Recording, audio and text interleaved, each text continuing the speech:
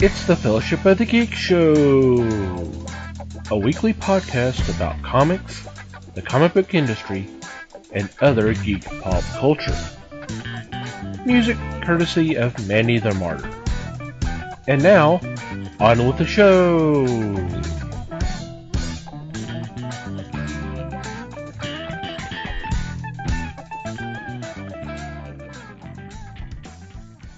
Hey there, everybody.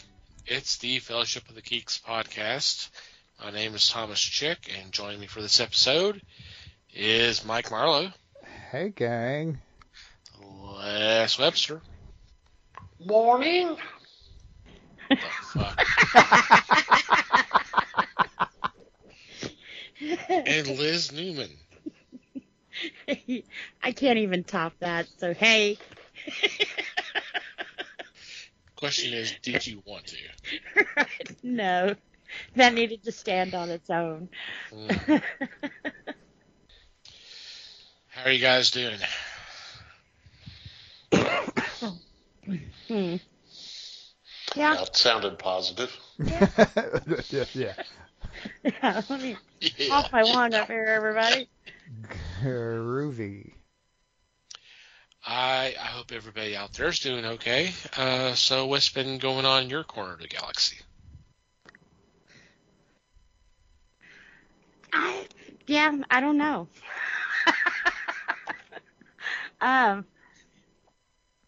What's been going on in my galaxy? I found a new TV show, but it's old. It's like from 2007, or maybe it was 2017. I don't remember it on TV, but it's called October Road. It had the girl from the 70s show, Laura Pepperon, and Jeff Stoltz. But it was pretty good, but it was kind of weird because the first season's like only 6 episodes, and then like the second season they got canceled, and there's like maybe 13 episodes there. But when he found out it was going to be canceled, he hurried up and filmed like a 10-minute segment to kind of wrap everything up. So if you're interested in watching it, that's on Hulu. I don't even know how I found it. I don't know. Maybe they popped it up for recommended or something, but it was pretty good. And a 10-minute episode to finish everything up. It was released on their like DVD set, but you can go to YouTube and watch it. It's not great quality, but Laura Prepon. Laura Prepon. She was pretty good in this. I'm wanting to say though this was maybe before her Orange is the New Black, so she wasn't as rough. But yeah, I really enjoyed it though. A guy, he's a writer, and he was supposed to go backpacking for 6 weeks and then come back at the end of summer and go to college and everything else. Well, he never comes back. He stays away for like 10 years, and in this process he writes a book about his hometown, which is like this little town, and he kind of shits on all of his friends, well, kind of vague stories, that kind of exaggerated and made him look really bad. Well, he comes back, and this is kind of like him facing all the consequences of him leaving. So it's like I said, it's pretty interesting. You can definitely see, the different friendships there. The guys they have, there's a guy named Ike. I should have looked up who plays him, but he's just hilarious. He's kind of like the goofball of the group, and he gets ousted for a little while. So it's pretty good. Like I said, it's a short binge because there's not a lot of episodes to it, but it is complete. He does, he doesn't leave you hanging there at the end. He lets you know. But yeah, that's about it. Other than dealing with bullshit. Too much of that. Yeah. Okay. Yep. Alrighty then. I gotta follow that, huh? I gotta follow the word bullshit. Mm-hmm. No pressure. All right. So I watched a movie. I mean, we've been watching movies for a while now, but I watched a different movie. I watched one of those movies that I should have seen before now. Okay. And I don't know who's going to be surprised that I hadn't seen The Thing from Another World. But yeah, I hadn't seen it. I had just never been able to track it down until now. I found it. And it is from, if you're not familiar, it is from 1951, and it has not necessarily anybody would know, other than the monster itself was played by James Arness, who might come up in this evening's conversation once or twice. But this is also the movie that John Carpenter's The Thing was loosely based on. While I believe he claims that it was based on the same story. His version is closer to the original story than the 1951 version. Right. Yeah. Which is funny because maybe it was the version of this one that I watched, but the opening title scene was weirdly similar. Yeah. Oh yeah, but I mean, the whole story of an alien creature that can shapeshift and take form of other people, that was actually in the original novella from what I understand, which I would love to read at some point. Yeah, John Campbell is a legend, so yeah, I imagine it would certainly be interesting. I would think it would probably be good too. So yeah, that's a plus. But yeah, and I can also see where they could not have done that in 1951. right. So they went with the super carrot version. Right, which honestly for 1951 I thought was really interesting. Mm-hmm. That's a cool idea. I thought some of the it wasn't exactly science-y, this movie, but there were some nuggets of cool science-y ideas in it. And the cast of characters was similar but different if we're comparing it to the Carpenter movie, which a lot of people will because it's easier. I thought it was interesting. One choice that Carpenter made I found intriguing, which was the romantic kind of storyline in the 51 version that Carpenter just said, "Oh fuck it," and left out. And nobody really missed it. Mainly because it was just easier not to do that. They did it in 51 because that was expected. And it was pretty much just shoehorned into the movie. It didn't fit the rest of the movie at all. It was interesting. It was cute for what it was, which was basically an excuse for Howard Hawks to make his newfound starlet shine. Mm-hmm. And honestly, Margaret Sheridan did a pretty good job. I mean, given that it was a non-role to start with, I mean, she managed to make it a reasonable thing. Yeah. She managed to make it work. She was good enough to make it work in a movie where it shouldn't have worked. Yeah. So kudos to her for that. Yeah, she made the character likable. That you kind of like these scenes, like you said, that they don't really fit in the film, but when they happen, I personally like the banter. I mean, It's pure Hawksian. Absolutely. That's got that's got to be Leah Brackett, who's done that for Hawks before. Although she's also written sci-fi, so I mean she's done both. So, but God, I mean you watch those and then you can automatically see Bogart and McCall. I mean it's literally like that. Yep. Yep, and they do it well. They do it well. Which again, it's something you wouldn't expect in a movie like this. Given that the rest of the movie is just basically what we got with Carpenter's Virgin, which is a bunch of dudes trying not to get themselves killed off, or in some cases trying to get themselves killed off. But anyway, but yeah, I really liked it. I mean, I thought it really worked well. I mean, I like that it's different from the Carpenter one. And it made sense for the time period, the ways it was different, so it was pretty cool. I liked it. Cool. I'm glad He liked it. Yeah. It was fun.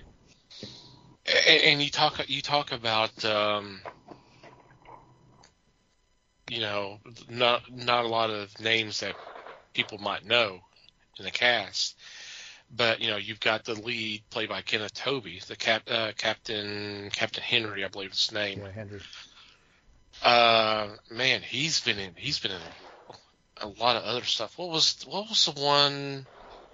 It was the monster film that Ray Harryhausen did.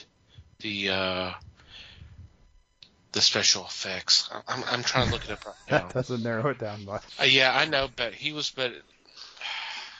yeah, I know. It Came From Beneath the Sea. Ah. He was in that. The giant squid.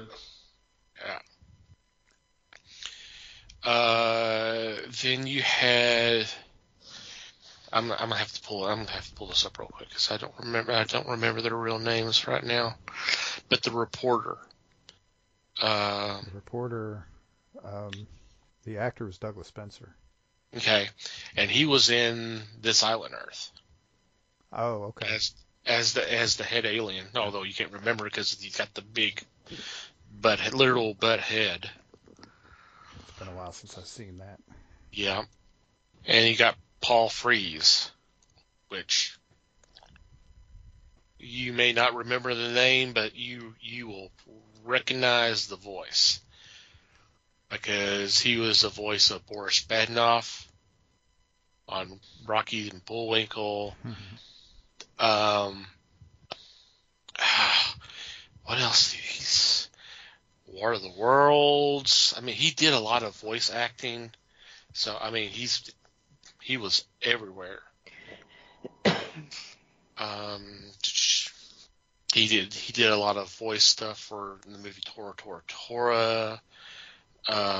He did a lot of the Christmas animated specials. So I mean, yeah, a big voice actor, and he's done some live action acting too. So it's a nice cast. Sure. I mean, they're not a lot of big names, but they've been everywhere. Right. They worked a lot in their time. It's just that their time was 70 years ago, and yeah, unfortunately we've forgotten some of the names now. Yeah. So yeah, I definitely liked that movie. It was funny when I first watched it. I had actually bought VHS copy, so that tells you how long ago this was. Mm-hmm. It was edited. The movie was edited. There were scenes that when I saw it like on Turner Classic Movies, I was like, that was not in the VHS copy that I had. Weird. Like it didn't make any sense. It's not like it's a long movie anyway.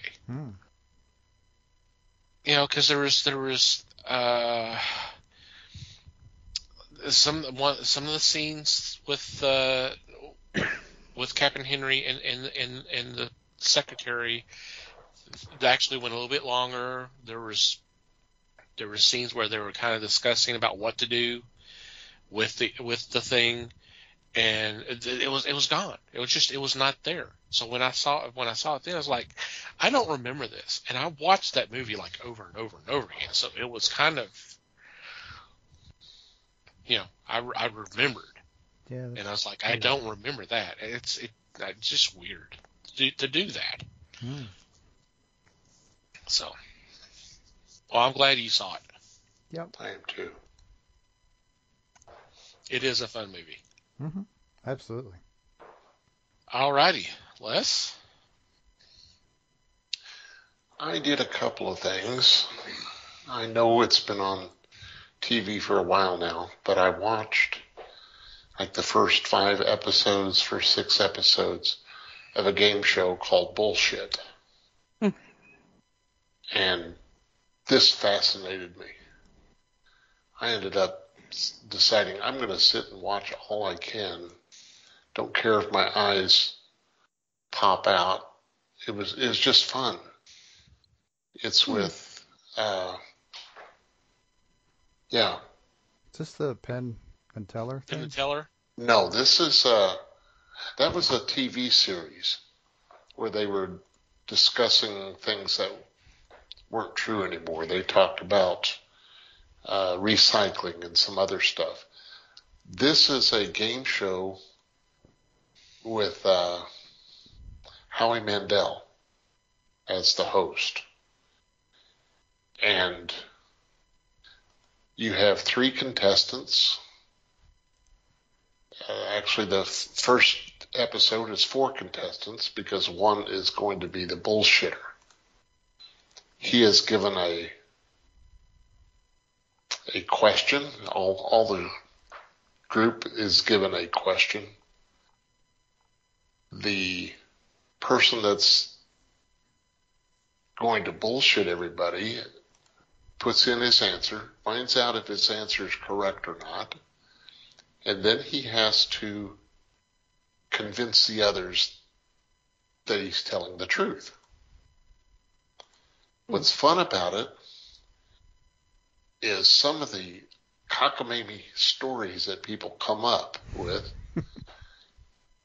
and you go, I can see where he wants to go, and I commend him on that, but boy, did he ever slaughter it. And these people think, oh, I can do this. This is no problem. I can BS my way through anything. Well, got news for you. It's harder than it looks. It's much more difficult. It's harder than we make it look every week, that's for sure. Yeah. We're practiced veterans, so do not try this at home. It's different when the pressure's on. Mm-hmm. So that was one thing I did. The other thing was I read a graphic novel, and it is called Alfred Hitchcock, The Master of Suspense. This is a large book. It's about 300 pages, and it takes you from his early stuff. In fact, the first page is a cinema, the exterior of the cinema showing Psycho. So they step backwards, and they run all the way through Family Plot, his last movie. It's fun to see how they attempt this, and it seems like they probably got a lot of their material from other books that have been written, and there are like 5 or 6 books noted in this. So I really thought this was fun because I wanted to know about some of the movies, such as Rear Window, Notorious, Topaz, just a smattering of them. And it's just good read for anybody that's interested in Hitchcock himself. Because the man was a little bit odd. He was fascinated with blondes. Mm-hmm. And how could you tell? Yeah. What was the first in clue? fact, it seems that he was not all that impressed with Trouble with Harry. Shirley MacLaine. Thank you, Shirley MacLaine. Mainly because she wasn't blonde, but he was so overwhelmed by Tippi Hedren and Grace Kelly, people like that. So this is one I'm going to recommend. This is a fun read, and it's very informative. So try it out. Cool. Nice. Mm-hmm. That does sound like fun. Yep. Not a lot on my end. I've been working on personal stuff that you guys know. Been working on a scheduling for the podcast, but I did kind of fall down a rabbit hole a little bit. I was watching Mr. Science Theater on Twitch on their channel, and I forgot which one it was, because the thing is they did one of the jokes, which they did several times, where they kind of just make a comment about how the comedian Gallagher is unfunny, which I totally disagree. Yeah. And I kind of started thinking about this, and I started kind of digging in, because I hadn't heard anything about him in several years. The last thing I heard anything about him was his heart attack here locally back in 2013 in Louisville. Y'all remember that? Yes. He was here to perform, and he had a heart attack. And it's like I hadn't heard anything since then. So I started kind of looking up and all that. He apparently still goes out. I mean, obviously the pandemic has kind of curtailed some of that, especially with his health issues. But I did go over to YouTube, because he has some videos over there, and he hosted some, I guess it's like a ongoing series where, you know, it's taken a nightclub and they got 4 or 5 people perform, and he happened to be the host for that particular episode. And he made a comment that he's had like 4 heart attacks in 15 years. Damn. I'm like, wow. Okay. He looked okay. His hair was obviously gray and all that, but he was carrying the mallet. And I'm going, you know, that's probably it. You know, the whole Sledge-O-Matic thing. I never really thought that was funny, but it became so popular that he obviously kept doing it, because hey, that's what's bringing people to the theater. Mm. But it's like, you know, you spend 45, 50 minutes, maybe an hour and a half, just, you know, making comments about what's going on in the world and how things got him talking about the English language. It was funny, because there's videos of that from one of his 13 Showtime specials. He had 13 of them. Mm-hmm. I think you can find some of them on Tubi. I'm not 100% sure about that, but I think there's some stuff on there. Yeah, probably. I'm sure some of them are available. But I was like, this guy was funny. And then you turn around and you have 10 or 15 minutes of him just destroying produce and anything else. Right. And the deal is, if that's all of it that you watch, you can see where people may think he's not funny. Right. But if you got to watch the hour before that too, where he's doing a pretty damn respectable stand-up routine. Mm-hmm. It's funny reading some of the comments on YouTube, and some of them compare him kind of like not on the level of Carlin, but just like below, not too far down. Right. I'm like, well, okay, yeah, I can kind of see that. I can see that. But it just, but it was fun kind of going back and seeing some of that stuff, because I hadn't watched any of his material in a long time. Right. And the thing is, it still works because nothing's changed. I posted something on the Discord a while back.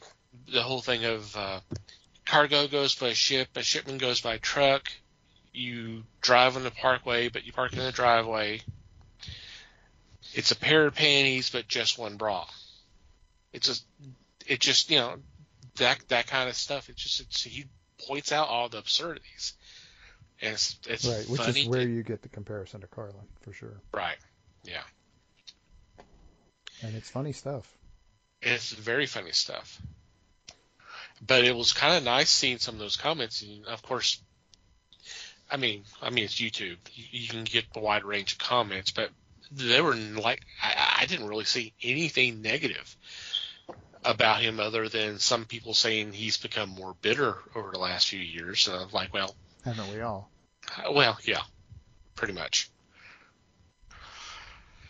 But it was kind of fun to watch him again. I actually busted out laughing several times. It's like I had forgotten all of that, and it's like he's making sense. Mm-hmm. Like he talked about learning words in school. He's like, okay, this is gonna be fun. I want to learn all that. Well, class, here's the first word, big, and writes it out, B-I-G. It's like, he goes, no, that's little. No, here's little, and little is twice as big as big. It's like, and he says, this is going to be hard.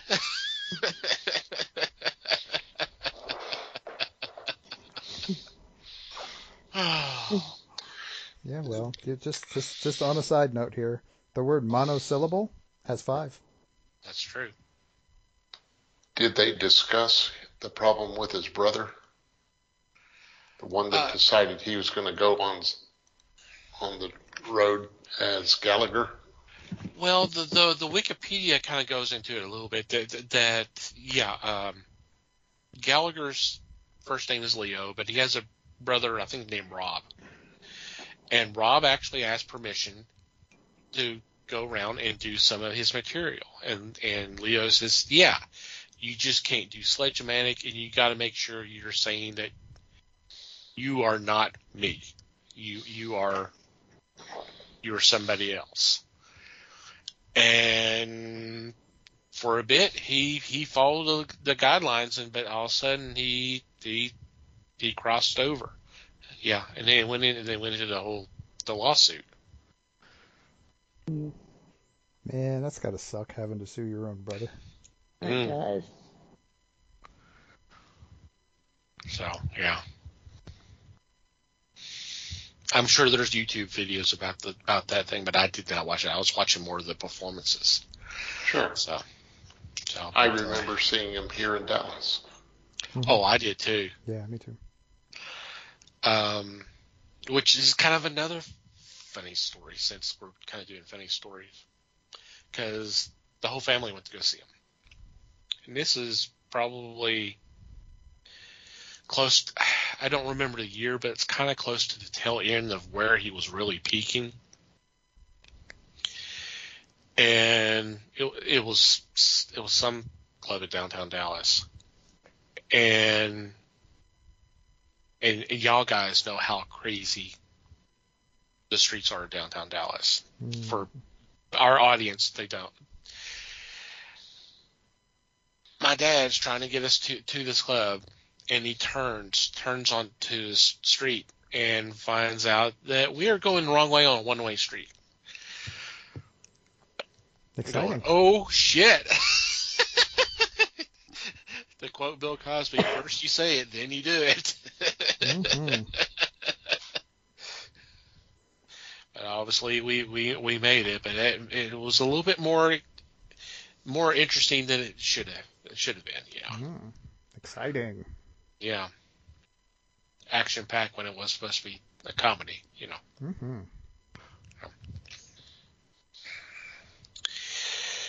All right.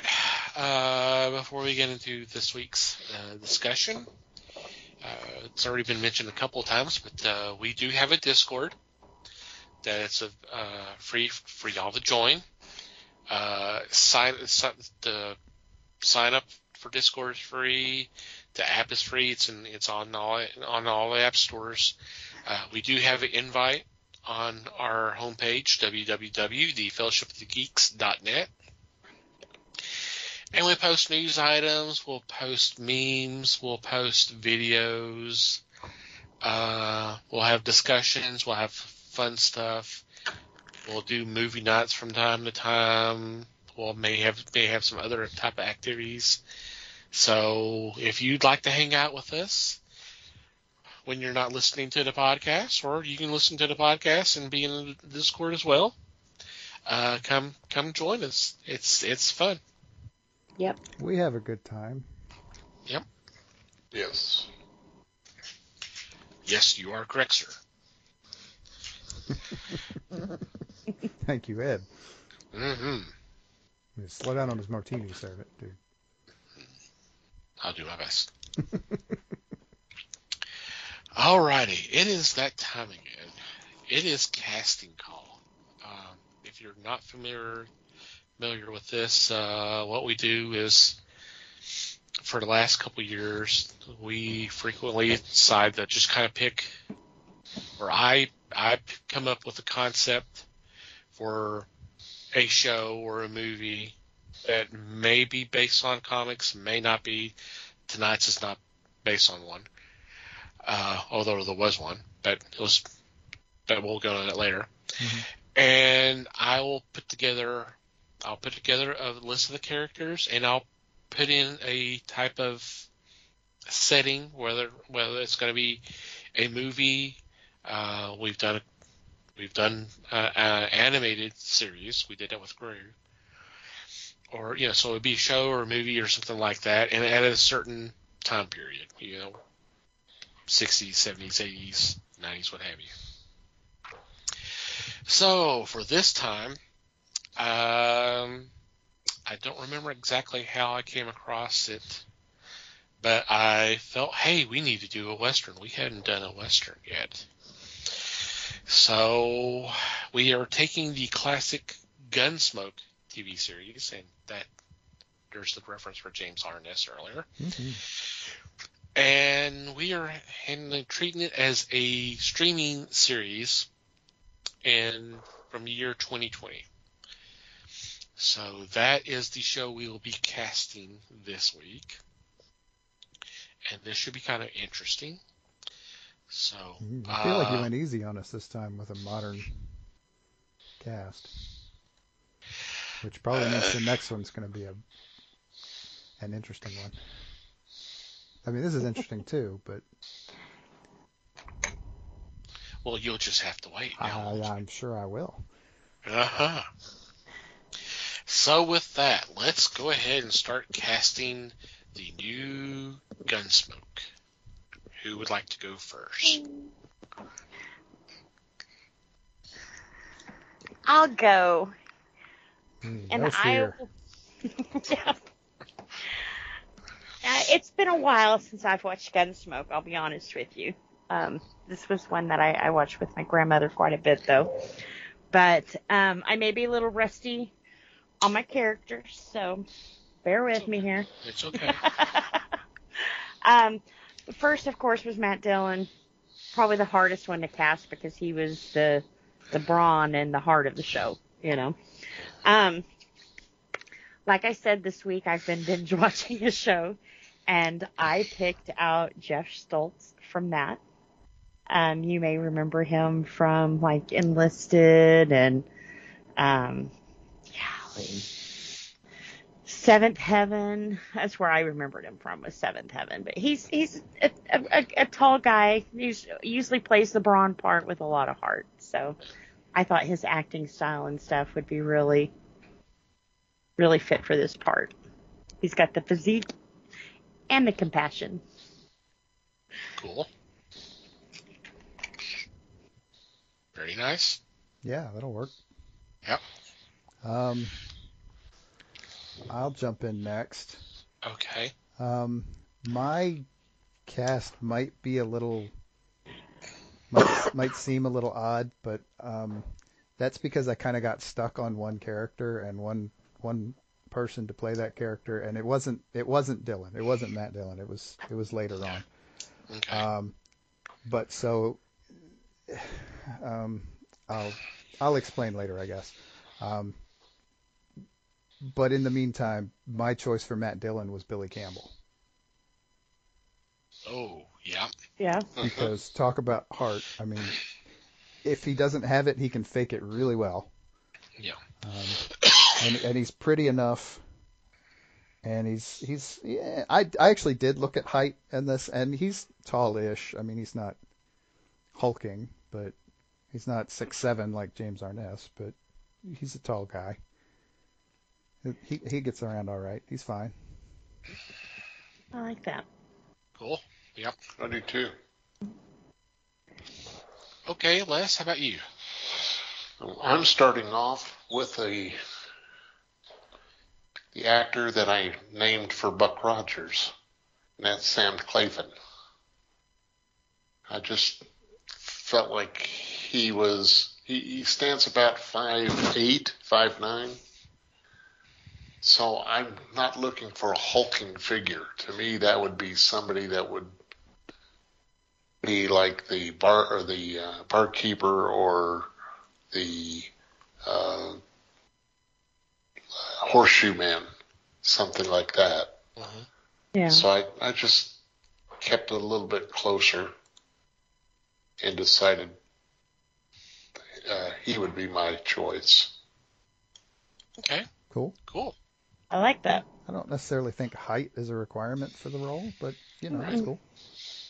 No, but it should be considered because you don't want Arnold Stang playing Matt Dillon.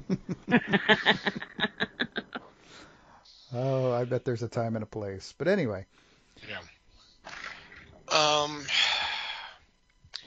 When I conceived this, I was gonna go one particular direction.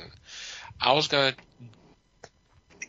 go a little younger, maybe say the early days of the formation of these group of characters coming together and all that. And I started casting accordingly, and it was just a nightmare. It was an absolute nightmare. I just could not do it. So I went the opposite direction, closer toward the end of the 1800s, early 1900s. So these are more, they're older and gristlier and all that. So for my choice for Matt Dillon, let's see what y'all think of this. I went with John Hamm. Cool. Yeah. Okay. I like it. It's going to be different from what most people know him from, but I could just see there is the looks, there is the charm, there is the presence. Yeah. I think he could do it. Absolutely. I almost picked him for someone else. Oh, cool. Okay. All right. Liz? All right. Now, my next one, this is one that I kind of, I phoned it in. I'll be honest with you guys. This is before phones. You can't do that. Right. No, I'm kidding. Telegram. Well, he was one I remember on the show, but I don't remember a lot on the show. Okay. I remember he was nice. So, anyways, I went with Tom Berenger. only Oh, wow. because there was a role he's usually pretty gruff in army roles and everything else, but there was something I watched him in recently where he was just this really like soft-spoken, almost broken kind of person, and it was kind of like, wow, he's got some range, So Major I'm League? gonna put him. No, what was it? I can't remember exactly which one it was. I want to say it was a TV show that he was in. Maybe it was the one that I just got finished watching, because he was in that one too. But he had cancer in that one. But once again, he played he was a father in that, and he was just very, different than what I've seen him play. So it was a nice break. She didn't hear what you said, Mike. Or it just she's never seen it, so she doesn't get the reference. Yeah, okay. That's fine. If you want to see him with range, this is actually a movie from a good ways back. This is one of his earlier movies, The Big Chill. Yeah. Mm-hmm. He is not the military guy in that by a long shot. Yep. I don't think I've seen that one. Oh, it's a very nice movie. It's from like it's 81 or something. It's been around a while, but it's a really good movie. Yeah. I hadn't seen that in forever. God. Also got a really nice soundtrack, but anyway. Oh God, yeah. Great soundtrack. Oh yeah, that was on constant play in our house for several years. The soundtrack to that movie. Yeah, I mean the movie too. Nice. But yeah. I'll have to watch that one. So yeah, Tom Berenger's a nice choice. Yeah. Okay. Awesome, Mikey. You're next. Yep. Okay, so this is where my cast starts to look a little different. Because the thing was I decided to play with ages a little bit. So I kind of picked the slightly older Matt Dillon. So I decided to go with a little bit younger Doc. And to be honest, I'm not even sure why he popped into my head. I think I just started looking up people who are in their 30s, and he popped in. But I ended up picking Zachary Quinto. Oh, okay, yeah. Okay. I think it would be fun to see a younger Doc rather than an older one. Yeah. And have him still be the guy who gives advice and helps people out and that sort of thing. Just thought it would be fun. Yeah. I like that. I do too. Very nice. Okay, Les. For me, I'm going to go with Tom Pelphrey. He is currently on Outer Range, but he does have a list of movies that he's done. And I just felt like he is a person that can be stoic enough to pull this off, yet somebody that is amenable where the viewer would enjoy him. Yeah. Very nice. Yeah. All right. For me, I went a little older. He's no stranger to westerns. He can be compassionate. He can be ornery. He can be very dramatic. He has the full range, and it may be low hanging fruit, but I couldn't pass it up. Robert Duvall. Cool. Okay. Hard to go wrong there. Yeah. He's done some westerns too. Oh yeah. Okay, Liz. Okay. I'm going to skip the next one and go on to Festus. Okay. Interesting. Right. Interesting. Very interesting. To me, Festus was the comic relief. You know, not not very bright, and I don't think a lot of times he meant to be funny. Just what he was doing was funny, you know. So I'm going to pick kind of a doofus instead of a Festus, and I'm going to go with Sean William Scott. I mean, he could play the part, the not so bright, but you know, that's all the roles he's played, right? Ouch. Probably, but ouch. But yeah. He would be happy to have the job. Yes. Yeah.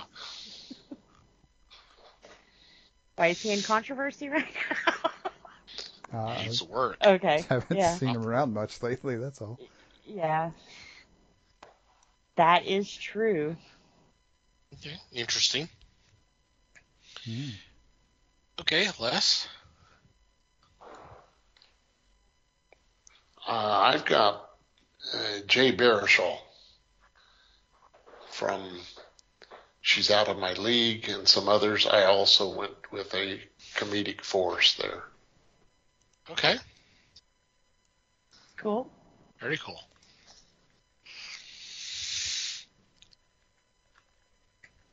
Okay, Mikey? Okay, it's going to be... I feel like I backed myself into a corner a little with this one. Because you hadn't heard me yet. The person I went with has had some success in comedic roles, but that's not really why I picked him for this. I picked somebody who I knew was funny because I knew there were going to be opportunities for it, but I didn't want that to be the driving force for the character, so I went with someone who could kind of go both ways on that. I went with someone who's done some pretty serious stuff and also done some comedic stuff. So I went with Michael Pena. Okay. Mm-hmm. It's an interesting choice. I like that. I think it gives us some flexibility on Festus as a character. Yeah. But you talk about backing yourself into a corner. My Festus, I didn't want to be as comedic.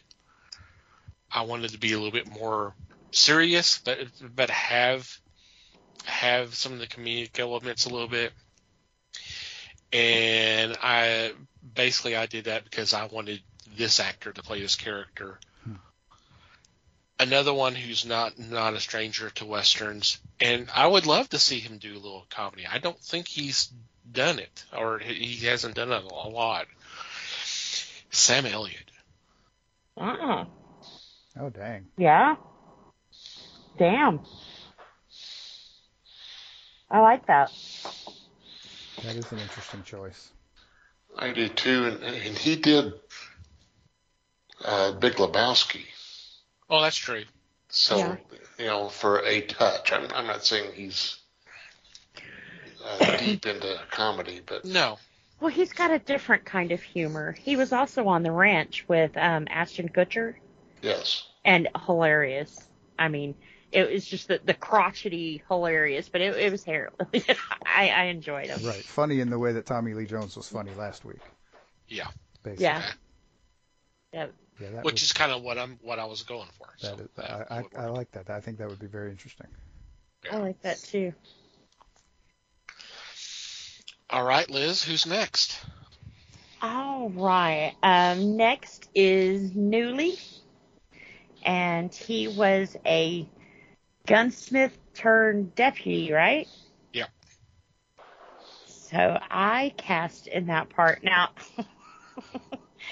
Now, I kind of went with looks on this, but I kind of beefed him up a little. So instead of Buck Taylor, I went with Brad Garrett with Everybody Loves Raymond. Huh. Interesting. That would be interesting. That could be fun. Yeah. Because he's a funny dude. He is funny. Yeah, he is. I like that. Mm-hmm. And kind of looked like him too, so... Yeah, maybe a little bit. Yeah, dark in his hair, yeah. Again, yeah. Okay. Mikey. I don't know if I could have gone any more opposite on this one. Because I kind of decided that there needed to be more than one female character in this. Okay. So I went, and I also decided, well, I mean, we're setting this in 2020. It needs to be a little more diverse than Right. 1955 was. So I went way off the way off track, and I'm picking Kelly Marie Tran to be Newly O'Brien. Interesting. Okay. Nice. I just think it would be. I think he could do a lot more interesting stuff with the character that way. Yeah. Yeah. Well, it would definitely open up stories. Yep. With that casting, yeah. Mm-hmm. Make it a And little I more like her. realistic. Yeah. Yep. Okay, Les. Let's see. For Newly, I went with somebody that could stand big and has a name. I'm going to go with Tom Hardy. Ooh, okay. It just felt like a fit. Yeah. That's cool. I like it. Absolutely. Again, another one that's hard to go wrong with. Yeah. For me, I'm going to say a name that there's going to be a lot of question marks formed over people's heads, but there is a reason, and I'll go into it. The actor I picked is Roger Clark, and he was the actor that they did this. I don't know. I forgot what it's called now. But he basically plays Arthur Morgan in Red Dead Redemption 2. He's the main character. Ah. Okay. And I like that character so much. And, a lot of it's based off of Roger Clark, not so much the material he's playing. Yeah. So I could see him being Newly. So Sure, why not? Okay. Yeah. Cool. I like that. Hell, I know at one point there was a campaign where because they were talking about doing a Red Dead Redemption movie, and there was like a campaign to get all the actors who did the video game to just go ahead and play them in the movie. I'm like, yeah, I would go with that. Go along with that. Yeah, why not? They know the character. Mm-hmm. Yep. And it worked for Jensen. Yeah. There you go. I'm waiting for his name to show up in this. Yeah, I had to drag him in. I couldn't cast him anywhere, Which Maybe surprises Jared. me a little. He's doing Walker. Yeah. I almost did Jared for Matt Dillon, but You knew how much shit we would have given you for it. Right. All right, next. All right, our next guy is Sam Noonan. Right? Noonan? Mm-hmm. Yep. Which sounds the way that most people pronounce my last name.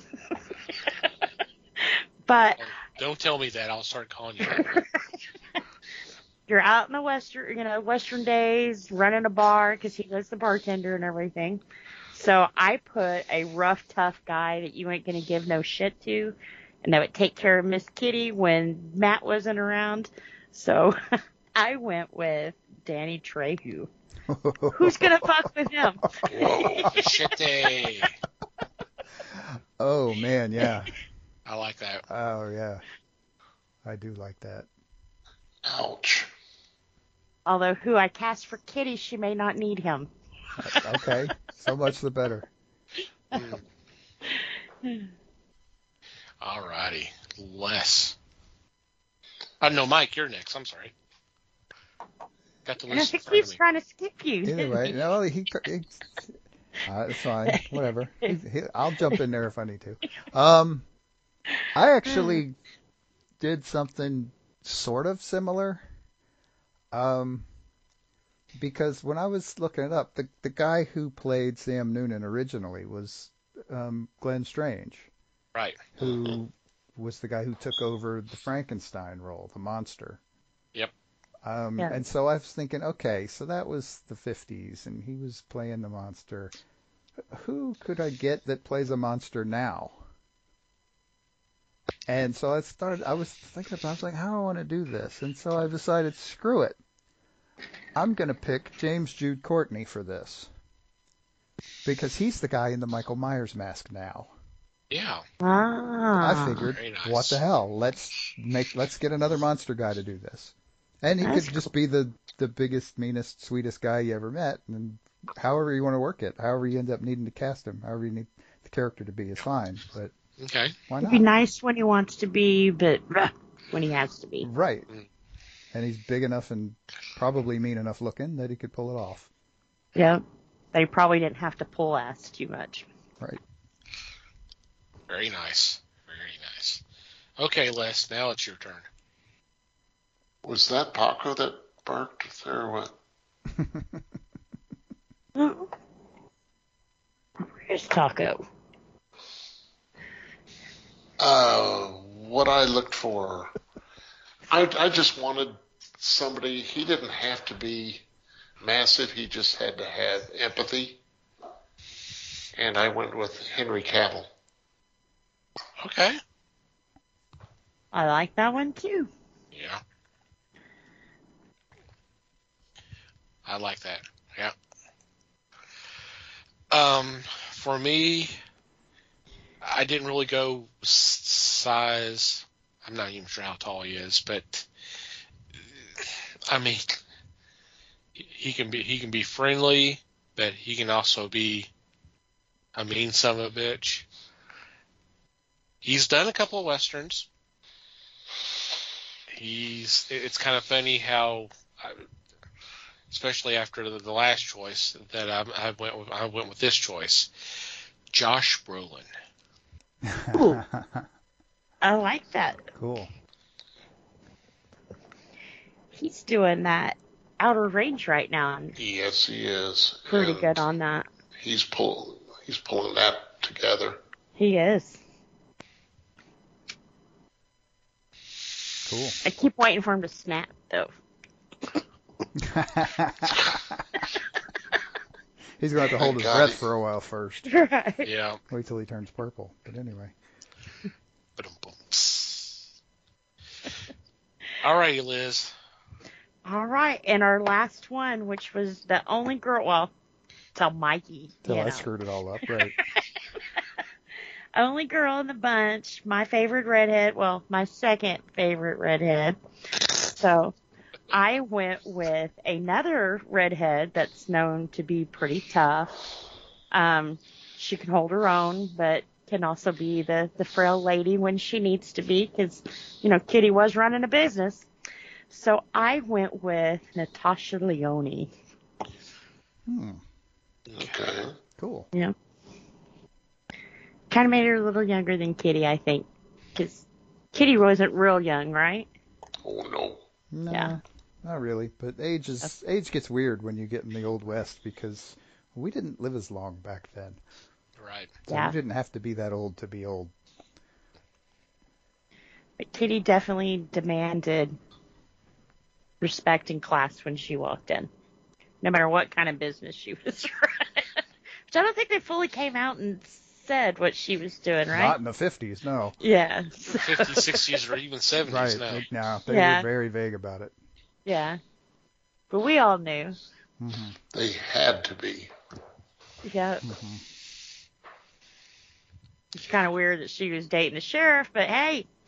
Dating is a job security. Interesting word.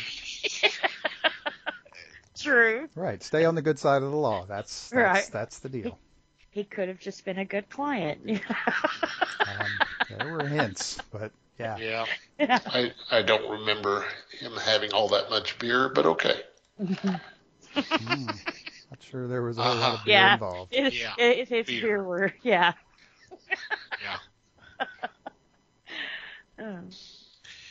Okay, Mike, save us. See, funny you say that because I don't know. But this is the first person that I cast was boom, just boom. I knew who needed to play this role. I don't quite know why, but I still think it would be an interesting choice. And this was also why I kind of played with ages, because I got that she's the one that got in my head that I needed to play with ages a little bit to sort of throw things off. I picked Vanessa Williams to play Miss Kitty. Yeah. Interesting. Okay. I could see where she could handle what we were just discussing about Kitty, but okay. Yeah. I like that. More ways than one, I think. Mm-hmm. Alrighty, Les. This was the tough one for me. Let's see, I have probably 5 women that could have played this, but I'm going to go with Betty Gilpin. She was on Glow, and I think she's a sister of Perry Gilpin, but I just felt like she had enough command on her run with Glow that she could do this without difficulty. Okay. And given what Glow was about, I'm sure she had no trouble getting down. Yeah. She needs to. Yeah. Nice. Yep. I like that one too. For me, I did go with Redhead. Someone who can be very compassionate, but doesn't take a lot of bullshit in some of her roles. I don't want to say this was the easiest for me. It was.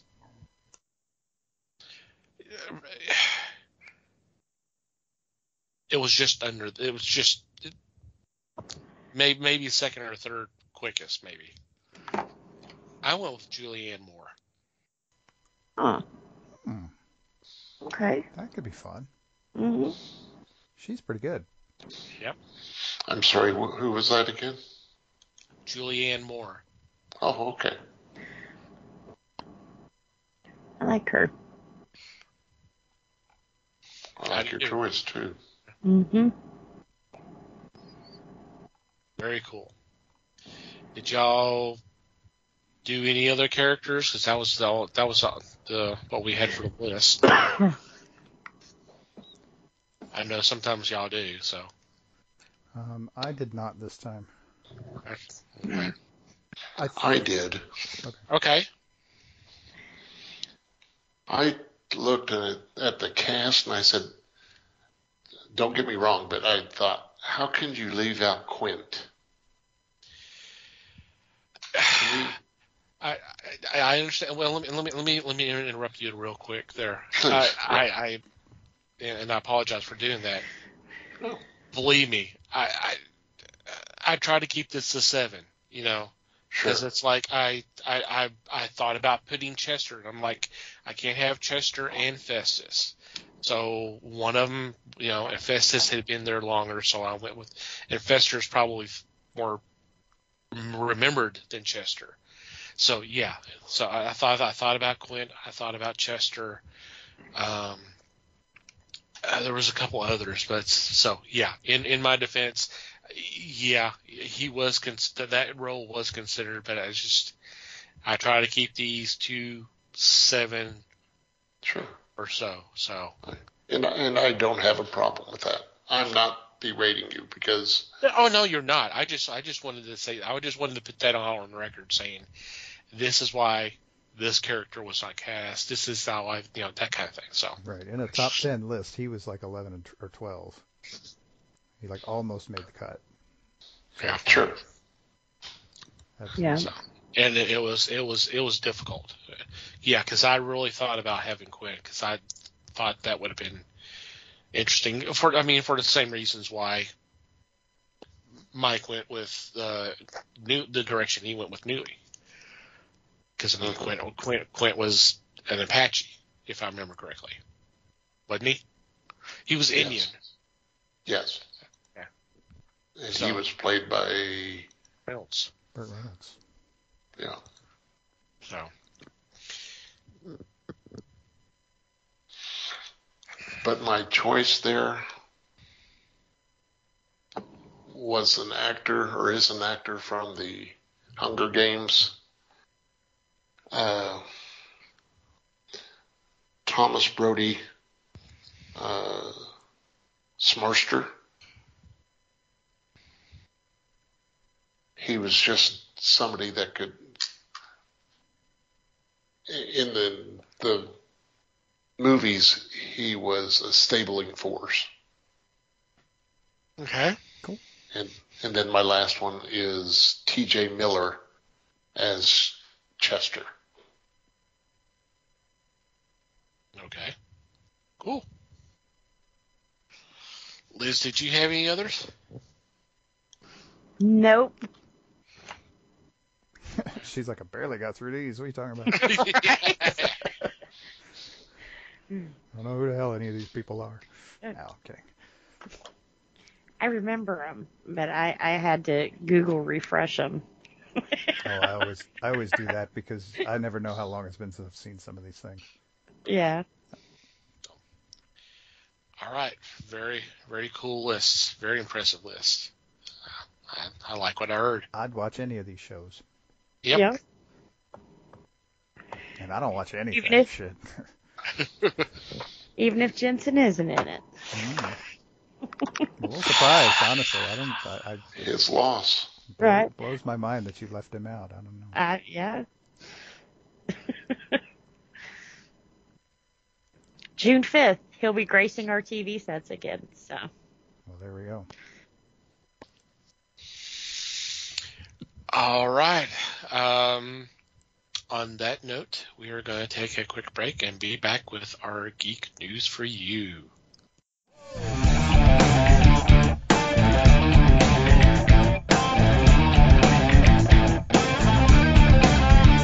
And we're back, and it's time for Geek News for You, which is where we pick a couple of news items and bring it to the table and to discuss.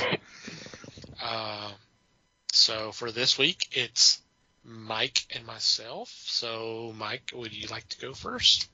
Oh, sure. But I'll warn you, I'm going to bring us down quite a bit. Because we... I can't say this was a huge surprise because we all knew what was coming, but comic artist George Perez passed away a couple of days ago, and that was a tough one because it was one of those deals where he knew he had gotten a bad diagnosis, and he was just like, I'm 67 years old. I don't think it's not fightable at this point, and so he's basically been saying goodbye for, I don't think it's been a year, but it's been several months. It's several months, yeah. To basically all of his friends and essentially to Twitter and social media as well. So, and if you don't know about comics, he was a big one. He's one of the giants. Yeah. He's been in comics for 40 years or more, and it straight up would be easier to name the stuff he hasn't drawn than it would be to name the stuff he has. And he's been a mainstay at both DC and Marvel for decades. An amazing artist. And my understanding is if you've ever met him, he was a really nice guy too. never met anybody he didn't get along with. Yeah. So yeah, the comics world is very sad right now. Yeah. Especially having this is the second one in a week, 8 basically. days. Yeah. Yep. So it's rough. That is a hard one. Yeah, when I remember when they made an announcement and all that, they had all these plans. It was going to be opportunities where he can meet the fans for one final time, and I don't think any of it ever really happened because he was having so much health issues.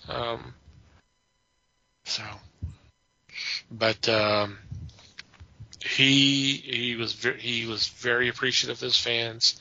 He loved seeing how much, how everybody loved him.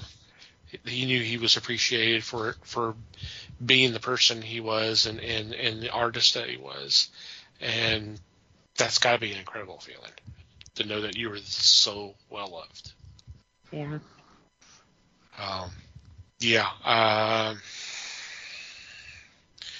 Yeah, I really thought we were going to have more time because it seems like the news came down like in October or November. It's like hadn't been that long. Maybe September at the latest. So it was. Hang on. I don't know. They said in December he found out. Yeah, okay. It was December 2021. December? Uh-huh. Wow. So it was closer than I thought. And they gave him 6 to 12 months then. Well, almost 6. Wow. Yep. And Mike was right. He is one of the most considerate young men that I'd ever met. I remember taking a copy of his book that he created, and he stopped and looked and said, he turned to his daughter who was next to him in the booth and said, "I don't think I ever showed you this. I did this for your mother," and told her about designing the character after his wife. Just an amazing person. Yeah.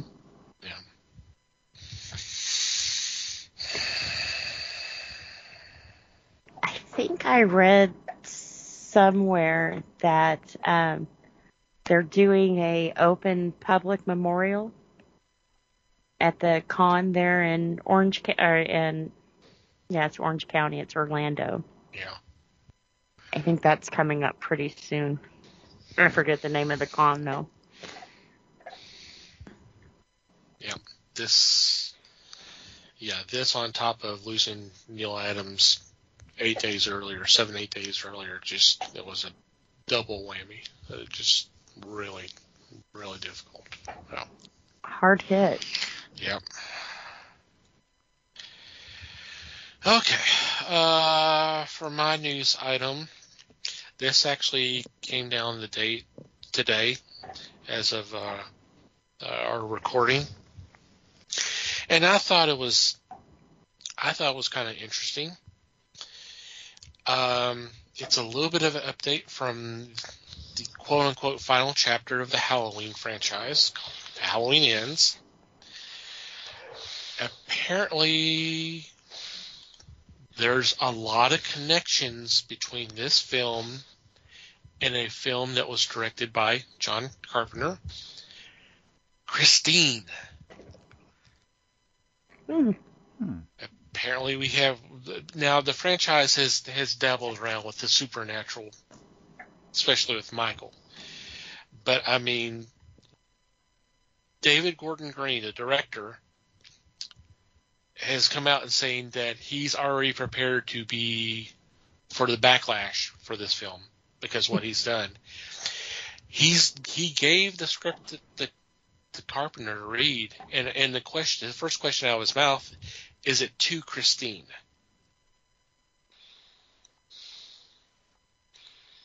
And if you're not familiar with the Christine is a Stephen King story about the car. The possessed car. Mm-hmm. So, I'm kind of curious. So the car comes back? Yeah. Oh. It's not possession. It's just the car is alive, and when the geek puts it back together, at first it decides to save the geek, but then it starts rampaging. Yeah. And when the geek didn't want to go along with it, that's when he was like, okay, well, you're out of here then. Yeah. Or say it was named Christine, so she was like, you're out of here.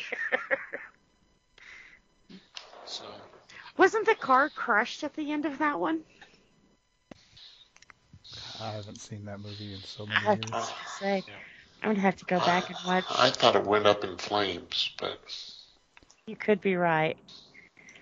But I did think the car was, like, gone, so it was flames.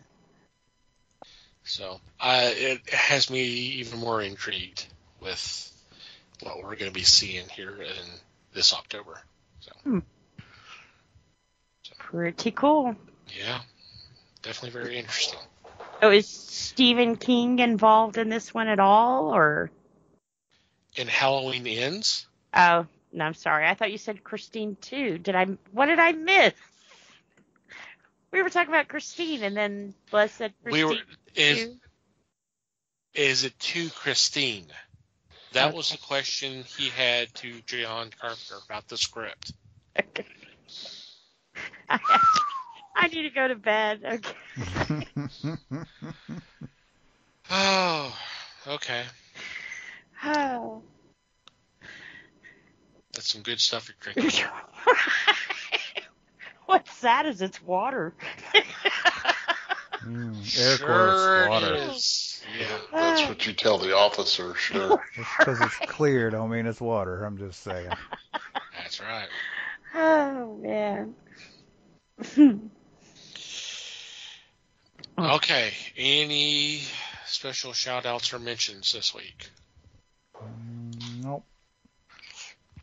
Because I think we need to wind this up as soon as possible. Well, do you guys want to say hi to a new listener?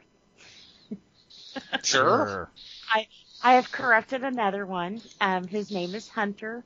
He's my nephew, kind of. He's my best friend's son. And he joined the geek community. He also joined our Discord, so. Cool.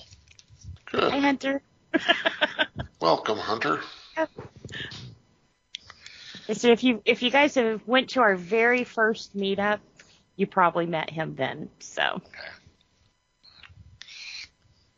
it's kind of neat, talking comic books and that kind of thing. So it's like, wow, it's cool because before it was, cartoons and anime. So Hunty's growing up. Well, welcome, Hunter, and welcome to everybody else if this is your first time listening to the podcast. Yep. Go to Discord, tell us hello. Yep, definitely. Mm-hmm. Let's go ahead and jump into our regular shout-outs. I want to thank Pop Goes to Culture Podcast Network for allowing us to be part of a great group of fellow podcasts. Definitely check them out. There will be a link in the show notes. We also want you to check out the fine men and women who make up Potter and Family, who've been so kind as to spread the word of the fellowship by retweeting our episode links. The best way to do that is to go to Twitter, do a search, #Potter and Family, That's all one word. And just scroll through, and whatever catches your eye, please click on that link and download that episode, and we hope you have a good time listening to them. Thank you guys, as always. Want to thank Maddie the Martyr for supplying the music to our podcast. In our show notes, we'll have a link to check out their music. Thank you guys, as always. And finally, you, dear listener, thank you for downloading and listening to today's show. We appreciate your feedback. Any questions, suggestions, complaints, observations, what have you, please send them our way. And there are several different ways you can do that. Email at thefellowshipofthegeeks.net is our email address. Or you can go to the website and go to the About Us page, and there's a contact form that you can fill out there. We've already mentioned the Discord several times tonight. There is a channel specifically for feedback that you can post your comments there, or you can just message us, however you want to handle it. Social media, on Facebook, we are the Fellowship of the Geeks. And obviously we are on Twitter, at Fellowship Geeks. Feel free to follow us.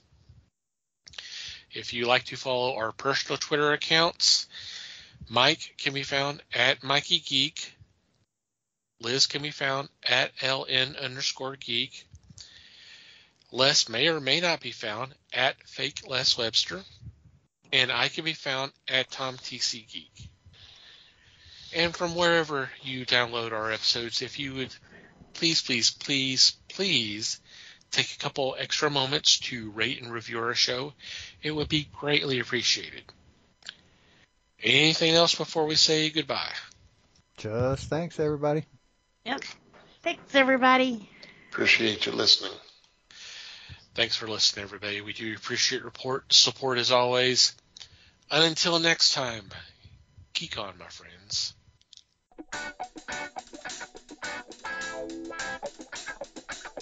We thank you for listening to the show. Comments, suggestions, and questions can be sent to email at thefellowshipofthegeeks.net. You can follow us on Facebook at The Fellowship of the Geeks and on Twitter at Fellowship Geeks. Until next time,